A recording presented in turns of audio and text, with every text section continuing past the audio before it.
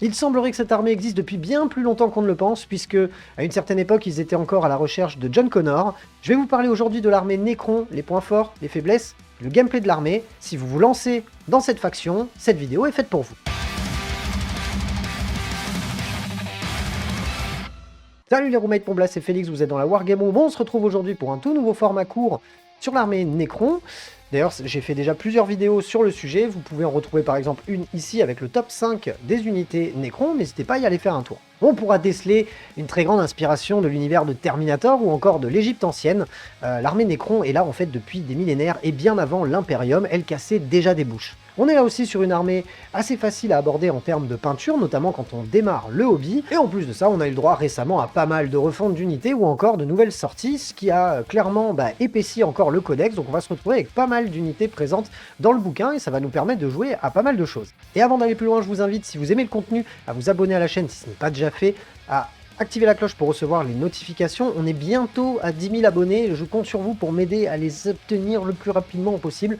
Si vous voulez bien évidemment aider le studio dans son développement, vous pouvez faire un don, les plateformes de financement participatif sont là pour ça, vous avez Tipeee, Tipeee Stream, ou encore la possibilité d'acheter vos figurines via MyHobbyPlace. Tous les liens de tous les partenaires qui vous permettent d'aider le studio sont dans la description, et si vous voulez porter le swag en vous, même si je pense que le swag c'est une expression déjà interdite depuis 10 ans, vous pouvez toujours acheter ces magnifiques t-shirts de la Wargame Room imprimés en France. Vous pouvez les retrouver sur le shop officiel lawargameroom.fr avec d'ailleurs des hoodies à capuche, même si on arrive en été, c'est peut-être plus vraiment la saison. Et si d'ailleurs vous êtes un guerrier Necron et que vous avez un petit peu des problèmes d'articulation, n'utilisez pas de l'huile, utilisez du Oli. C'est sans sucre et ça fait du bien.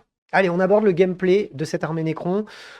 C'est basé typiquement et depuis la nuit des temps sur des unités qui ont des ressources inépuisables, dans le sens où en fait ce sont des figurines qui vont continuellement revenir sur le champ de bataille tant que vous n'aurez pas déglingué toutes les unités. Donc on est là sur une faction qui tire son épingle du jeu en basant son gameplay sur la résilience et sur le fait de doucement dérouler son jeu, puisque c'est une armée quand même assez lente en termes de mobilité, donc on va avoir besoin de plusieurs tours pour pouvoir s'implanter vraiment sur la map et commencer à scorer, mais comme l'unité est très résiliente, on va pouvoir le faire assez facilement. Cette résilience, elle nous permet d'avoir un contrôle map très intéressant, surtout quand on est basé sur un jeu où on doit garder les objectifs. On est encore sur des objectifs qui rapportent beaucoup de points à chaque partie, on va être content de pouvoir y placer des unités qui vont vraiment être difficiles à descendre pour votre adversaire. Le gameplay va aussi être basé sur de gros personnages totems, notamment des personnages qui vont vraiment transcender certaines unités, ou encore d'autres figurines que l'on va pouvoir jouer de manière indépendante, que l'on va simplement balancer dans notre adversaire et qui vont faire d'énormes dégâts tout en pouvant encaisser pas mal de coups. Et coupler ça avec de super bons stratagèmes et diverses améliorations liées au détachement, eh bien on se rend compte que cette armée va clairement tirer son épingle du jeu. C'est le cas d'ailleurs à l'heure actuelle au niveau de la méta, puisque le Necron, si vous regardez cette vidéo à peu près maintenant, truste toujours les podiums. Et si d'ailleurs vous voulez commencer une armée Necron, n'hésitez pas à aller regarder ma vidéo, je vous la mets juste ici pour vous aiguiller dans vos premières listes d'armées et vos premiers achats. En termes de force, la principale force du codex Necron, c'est le repop. Le repop consiste à pouvoir faire revivre des figurines à l'intérieur des unités. Le seul point faible, c'est que lorsque l'unité a complètement disparu, on ne peut plus la faire revivre. Mais on a la possibilité dans ce codex de faire de gros packs de guerriers ou encore des packs de spectres qui sont des unités très résilientes qu'on va déjà avoir du mal à tomber jusqu'à la fin. Et si en plus à chaque tour vous en rajoutez sur le champ de bataille, que vous en faites revenir, ça peut devenir très très très relou pour votre adversaire.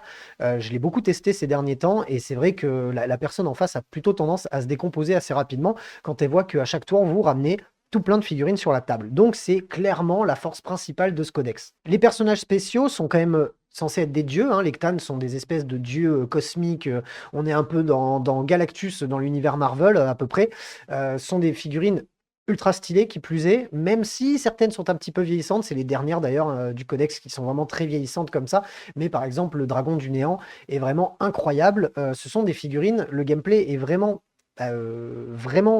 basé autour, surtout dans les grosses listes, on en voit beaucoup, et en fait ces figurines-là font clairement le café, parce que en plus de pouvoir encaisser beaucoup de coups, vont pouvoir clairement beaucoup péter les unités de votre adversaire, donc c'est aussi là un point fort du codex. Leur gameplay étant basé sur la résilience et l'occupation des objectifs, bien évidemment leur point fort, c'est de pouvoir garder les objectifs très facilement. On va mettre 6 spectres avec un technomancien sur un objectif, on est sur des figurines qui ont des sauvegardes invulnérables, qui peuvent avoir une file no pain, qui ont une bonne endurance et qui ont 4 points de vie chacune, par 6, bah, ça va être impinable pour votre adversaire à sortir. Donc le gros point fort aussi de cette armée, c'est de pouvoir camper les objectifs. Et je vous parle des spectres, mais on pourrait très bien le faire avec 20 guerriers Nécrons ou des guerriers Scorpec par 6 ou encore. Enfin, en fait, on a plein de choix à l'intérieur de ce codex. Et là aussi, c'est un très gros point positif pour cette armée-là, parce qu'on a la possibilité de jouer plein de choses différentes selon les détachements que l'on va pouvoir jouer. Le codex est riche, il permet de jouer autant des armées de tir que des armées de corps à corps, que des armées basées uniquement sur la résilience, ou encore même parfois avec certaines unités sur la mobilité, ou encore avec de gros totems si on a envie de jouer le roi silencieux qui va prendre le quart de notre armée en termes de points, et de jouer plein de Cthulhu à côté. On aura la possibilité de se faire une belle armée de gros tons qui vont être impinables à dégager du champ de bataille, même si je préconise pas vraiment ce gameplay parce que je suis pas sûr que vous vous éclatiez de ouf, quoi. Et dernier point fort, qui n'est pas des moindres selon moi, hein, parce que ça touche directement au porte-monnaie, c'est une collection qu'on peut se faire assez facilement, puisque on a pu voir quasiment toute la collection sortir au travers de la collection Hachette. Donc, beaucoup de figurines que l'on peut acheter assez facilement et à moindre coût. Et en plus de ça, bah, comme il y a eu la boîte de base en V9 avec du Nécron, vous allez beaucoup avoir de gens qui ont revendu leurs figurines sur Le Bon Coin, ou encore sur eBay, sur le marché de la figurine, etc. Donc ce sont des figurines un petit peu comme l'armée Space Marines que l'on va plus facilement retrouver à la revente. Bon, j'ai abordé les forces, mais maintenant, il faut quand même lui trouver des faiblesses à ce codex, hein. Bah, la faiblesse la principale, c'est que si on one-shot les unités de Nécron, bah, elles ne peuvent pas se relever. Donc clairement, votre adversaire, une fois qu'il va avoir compris ça, c'est-à-dire en bout de 30 secondes, parce qu'il n'est pas débile, eh bien, il va s'occuper de vos packs de figurines un par un. Mais bon, vous en avez tellement sur la table que bon, si à chaque tour, il en dégage que un, en mettant toute son armée dessus, bah, pendant ce temps, les autres packs de figurines vont être assez impinables. Donc, on a tendance, dans une armée Nécron, à clairement jouer de la doublette, voire de la triplette d'une seule et même unité, parce qu'on sait que notre adversaire va devoir les tomber une par une et vraiment s'en occuper jusqu'à la fin. Il va pas prendre le risque de séparer ses tirs dans plusieurs unités. Il va vraiment vouloir vous les déglinguer entièrement, et ça, c'est le point faible de l'armée, parce qu'il faut bien lui en trouver. La portée de tir de cette armée, hormis certaines exceptions, est quand même assez courte, avec un mouvement qui est quand même lui aussi assez réduit. Donc, on va devoir là aussi prévoir son gameplay sur plusieurs tours pour pouvoir impacter son adversaire, parce qu'on va se retrouver bien souvent hors de portée, notamment avec une mobilité très réduite proposée par le codex Nécron.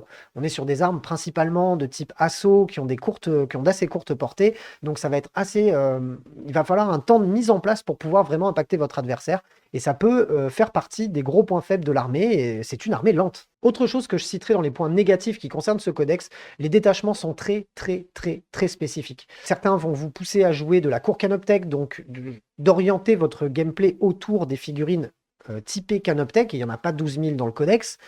D'autres détachements vont plutôt vous situer vers du gameplay avec beaucoup de personnages, beaucoup de Cthulhu qui vont pouvoir se téléporter, revenir, repartir, reprendre des points de vie, revenir.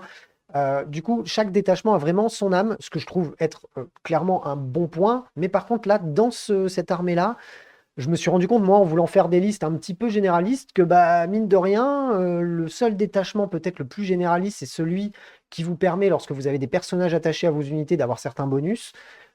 J'ai pas vraiment trouvé de détachement qui pouvait coller à une armée vraiment avec beaucoup de choses à l'intérieur différentes.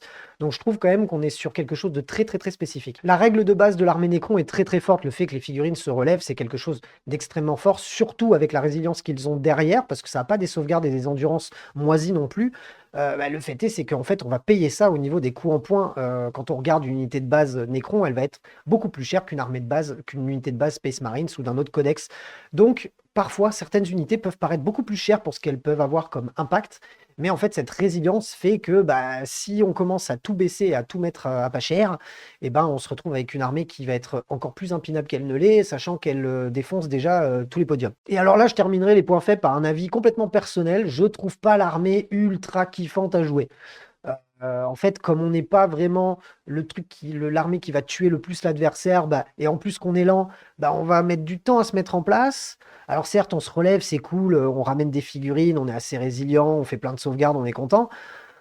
Mais je me suis pas éclaté de ouf à la jouer et pourtant je l'ai beaucoup joué ces dernières semaines et c'est une des armées qui, ces derniers temps, m'a peut-être le moins plu en termes de gameplay. Mais alors là, c'est un avis complètement subjectif. Je connais plein de joueurs Necron qui s'éclatent avec cette armée-là, mais moi je vous avoue que je la trouve pas ultra fun à jouer. En parlant de points négatifs et de faiblesses de l'armée, si vous voulez voir mon flop 5 des unités Necron, donc les pires unités du codex, vous pouvez le retrouver ici, j'ai déjà fait une vidéo à ce sujet. En conclusion, l'armée Necron est facile à aborder en termes de collection, en termes de peinture, 2 couleurs suffisent clairement et une petite texture sur le socle. Donc là, on est vraiment dans le truc le plus simpliste de la Terre, notamment quand on démarre le hobby. Peut-être pas évident au niveau du modélisme parce que figurine quand même assez faiblarde au niveau des articulations, etc. Il faudra faire très attention lorsqu'on va monter ces figurines et même quand on va les peindre. Un brossage à sec un peu énervé peut très très vite les casser, donc ça, il faut le prendre en compte. Autre chose à dire pour conclure sur cette vidéo, c'est que c'est une armée qui est clairement très très forte. C'est à l'heure actuelle une des armées les plus fortes du jeu. Elle l'a très largement pas toujours été. Elle l'est depuis quelques temps, mine de rien, maintenant, mais ça n'a pas toujours été le cas. Donc les joueurs Necron doivent se réjouir de pouvoir enfin rouler sur leurs adversaires. Mais clairement, ça fera pas partie de mes armées préférées du jeu. Je trouve aussi que ça manque un petit peu d'âme quelque part. On est sur quelque chose de très inspiré, hein, avec les belles inspirations venant de l'Égypte antique. C'est plutôt sympa en termes de design. Mais j'ai quand même un petit peu de mal à me projeter à travers cette armée. J'ai tendance, quitte à pas jouer de l'humain ou un personnage auquel on peut se rattacher, je vais plutôt avoir tendance à me jeter sur du tyrannide ou de l'orque que je trouve beaucoup plus fun, beaucoup plus bestial que l'armée Necron, qui est bah, clairement une armée un peu robotique, un peu sans, je vais dire sans âme, mais prenez pas ça mal, les fans des Necrons, mais un peu moins personnalisable, un peu moins personnel en tout cas que plein d'autres armées au sein de l'univers de Warhammer 40 000. Mais là encore, c'est un avis qui n'engage que moi. J'espère en tout cas que cette vidéo vous a plu. Si c'est le cas, vous mettez le petit pouce bleu, vous me rédigez votre meilleur commentaire. On se retrouve très bientôt pour plein d'autres vidéos. D'ici là, prenez soin de vous. Salut les roommates.